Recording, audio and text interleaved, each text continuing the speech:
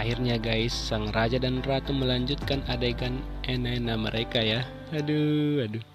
Dan itu terlihat sama ayahnya ratu dan juga sepupunya ratu kan, dia lihat dari awal ternyata kan. Waduh, pasti sedih banget ya jadi si sepupu. Kalau Mimin sih mendingan langsung pergi dari sana aja ya kan, dibandingkan tetap berdiri di situ tapi melihat hal yang kayak gini menyakitkan hati ya kan. Tapi untung aja ayahnya ratu ngajak si sepupu pergi dari sana ya. Kemudian raja dan ratu melanjutkannya di dalam kamar mereka guys. Dan waktu itu seketika aja jiwa Jang Bonghuan langsung keluar dan sang ratu pun marah-marah sama si raja. Si raja sih cuma bisa pasrah aja ya kan. Tapi karena si ratu masih dalam kondisi mabuk, dia tiba-tiba pingsan dan tertidur gitu guys. Nah pada saat itulah sang raja mengambil kesempatan untuk menggeledah kamar si ratu dan dia mencari bukti korupsi dari ayah si ratu itu guys. Dan ternyata di luar pun si sepupu ratu itu masih berjaga-jaga. Dia awalnya curiga dengan apa yang terjadi di dalam, tapi dia memutuskan untuk tidak jadi masuk ke dalam kamarnya ratu. Udah cukup tahu diri lah dia ya. Nah ternyata pada saat si raja berhasil membuka berangkas itu, dia tidak menemukan apa-apa. Tuh berarti mereka ngapa-ngapain ya guys, fix. Nah besok harinya raja dan ratu pergi jalan-jalan ke pasar gitu guys. Jadi mereka nyobain makanan di sana. Si ratu gemes banget lihat si raja karena dia lahap banget makannya. Dan tiba-tiba aja pas mereka lagi happy makan berdua, warga di sana ada yang menggunjing raja gitu guys.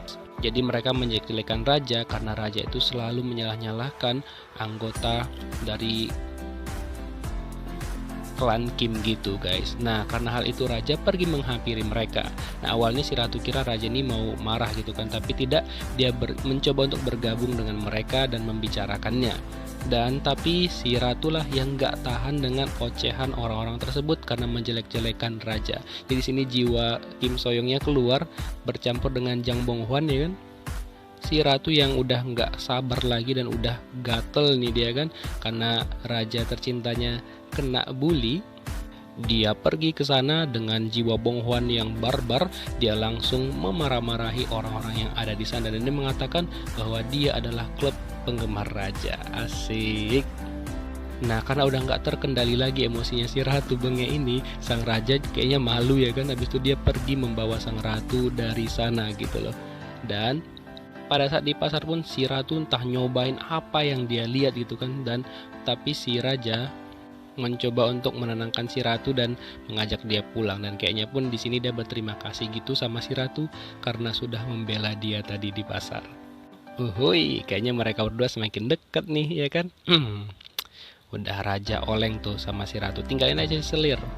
Nah pada malam harinya nggak tahu kenapa nih si raja sok-sokan nih memberanikan diri masuk ke dalam sumur tempat dia dulu waktu kecil terkunci tuh guys. Dan tiba-tiba aja traumanya balik lagi dan dia langsung badannya gemetar lagi dan dia berkeringat dingin lagi guys. Dan dia pun tiba-tiba aja pingsan pada saat itu. Lagian aneh-aneh aja sih kelakuannya, udah tahu masih trauma masih coba-coba ke sana ya kan. Dan pada saat dia pingsan itu dia masih sempat tersadar sedikit sih, dan dia ngelihat ke atas ternyata sudah ada si ratu di sana. Dan fix nih kayaknya memang yang nyelamatin dia itu adalah si ratu, bukan si selir Kimprot ini ya.